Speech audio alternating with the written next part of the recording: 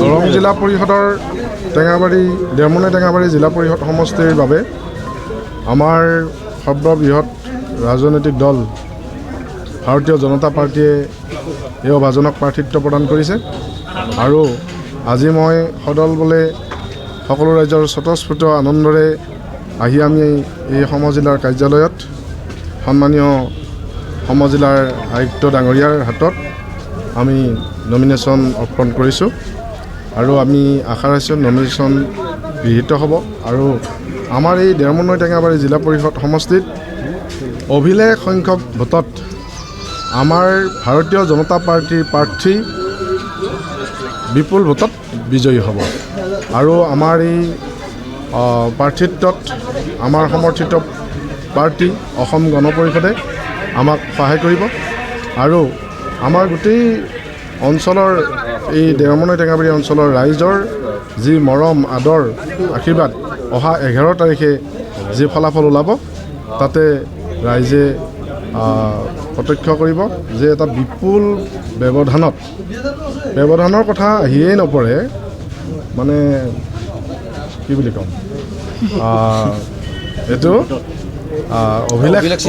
অভিলেখ সৃষ্টি কৰিব আৰু এই অভিলেখ গঢ়িবৰ কাৰণে আপোনালোকৰ সকলোৰে মই আশীৰ্বাদ বিচাৰিছোঁ সংবাদ মাধ্যমৰ সকলো আমাৰ সংবাদকৰ্মীসকলৰ সহযোগিতা মই আন্তৰিকতা প্ৰতিশ্ৰুতি কি হ'ব যে আপোনাক যে ভোট দিব লাগে আপুনি ৰাইজক কি প্ৰতিশ্ৰুতি দিব? আমাৰ পঞ্চায়তী ৰাজ ব্যৱস্থা হ'ল এটা মন্দিৰ বা আমাৰ মছজিদৰ যি এটা আমাৰ ধাৰণা এটা পবিত্ৰ অনুষ্ঠান যি অনুষ্ঠানত আমি তাত দেউৰীয়াৰ যিটো ভূমিকা যি তাত পবিত্ৰতা থাকিব আমাৰ বিশেষভাৱে কেন্দ্ৰীয় চৰকাৰ অসম চৰকাৰে যিবোৰ আঁচনি ৰূপায়ণ কৰিব এইবোৰ আমি সঠিকভাৱে যাতে কোনো ধৰণৰ তাত খুটি নাটি নথকাকৈ ৰাইজে বিচৰা যিবোৰ আঁচনি আৰু এই আঁচনিবোৰৰ পৰা এটা ইম্পেক্ট ৰাইজৰ যাতে এটা ভাল প্ৰভাৱ ৰাইজে পাব পাৰে আৰু তাৰ পৰা উপকৃত হ'ব পাৰে আমাৰ পঞ্চায়তী ৰাজ ব্যৱস্থাত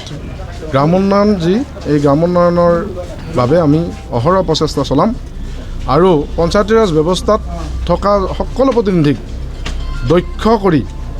দক্ষতাৰ প্ৰশিক্ষণ প্ৰদান কৰি হ'লেও আমি দক্ষতাৰে আগন্তুক দিনত আমি পঞ্চায়তী ৰাজ ব্যৱস্থা আমি চলাই নিম বুলি আমি আশা কৰিছোঁ তাত মই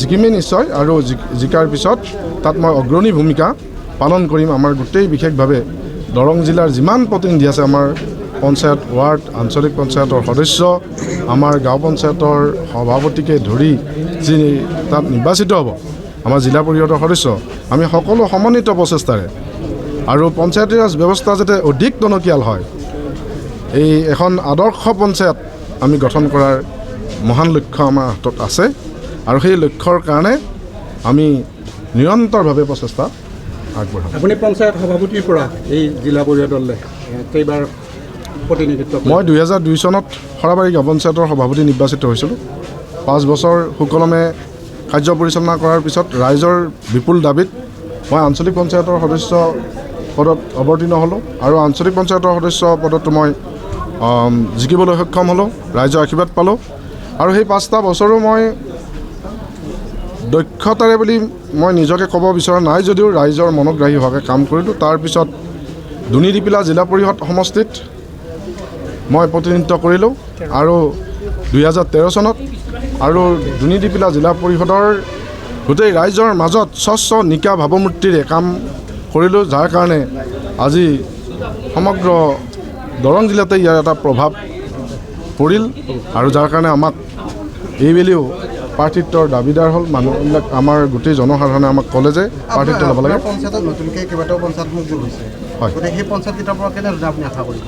বহুত ভাল আশা আমাৰ দেৰমোনাই টেঙাবাৰী লখিমপুৰ ভোৰাগড় নামখলা গোটেই আমাৰ সৰাবাৰী বুঢ়ীনগৰ যি 7টা পঞ্চায়ত আমাৰ আছে গোটেই খিলঞ্জীয়াৰ পঞ্চায়ত খিলঞ্জীয়া লোকেৰে ভৰি আছে খিলঞ্জীয়া মানুহেতো এতিয়া ভাৰতীয় জনতা পাৰ্টীক বাহিৰে অন্য চিন্তাই নকৰে এতিয়া ভাৰতীয় জনতা পাৰ্টীৰ বাহিৰে বিকল্প আমাৰ হাতত, ৰাইজৰ হাতত নাই। সমজিলাত আমি পঞ্চায়তৰ নিৰ্বাচন অনুষ্ঠিত হোৱাৰ ক্ষেত্ৰত আমি আগবাঢ়ি আজি অন্তিম দিনটোত আহি উপনীত হৈছোঁ। আৰু মই আজি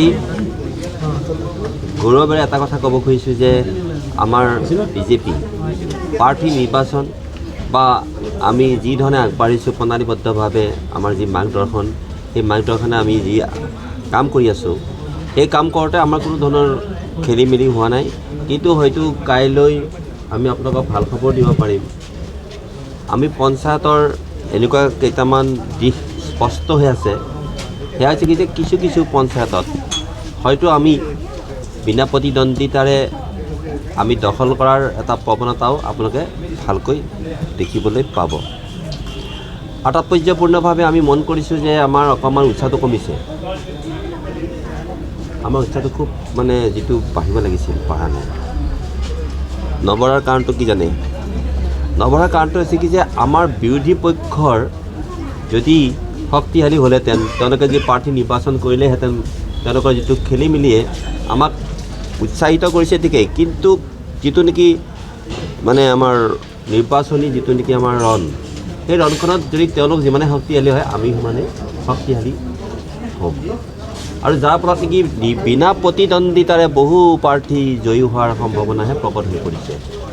সেইটোৱে কি কৰিছে যে সেইটোৱে মানে আমাৰ যিটো শক্তি, আমাৰ ভাৰতীয় জনতা পাৰ্টীৰ মিত্ৰজোঁটৰ যিটো শক্তি, সেই শক্তিটো বহু পৰিমাণে আমাৰ যিখিনি কৰ্মী, যিখিনি আমাৰ ৰণুৱা, গণতন্ত্ৰ ৰণুৱা, তেওঁলোকৰ অলপ মানে উৎসাহটো কমিছে। কাৰণ অকণমান প্ৰতিপক্ষ যেতিয়া শক্তিশালী হয় তেতিয়া ভাল লাগে। স্বতভংগ বুলি মই নক'ম, কিন্তু এটা কথা ক'ম যে তেওঁলোকৰ মাজত হতাশা, নিৰাশা। আৰু এতিয়ালৈকে কালি ৰাতি মাজৰাতি 12টা বজালৈকে আমি মন কৰিলোঁ যে তেওঁলোকৰ প্ৰাৰ্থীয়ে নিৰ্বাচন হোৱা নাই, আৰু যিখিনি হৈছেও খেলি মেলি। এজিপি আসনখনৰ ক্ষেত্ৰত কি ক'ব?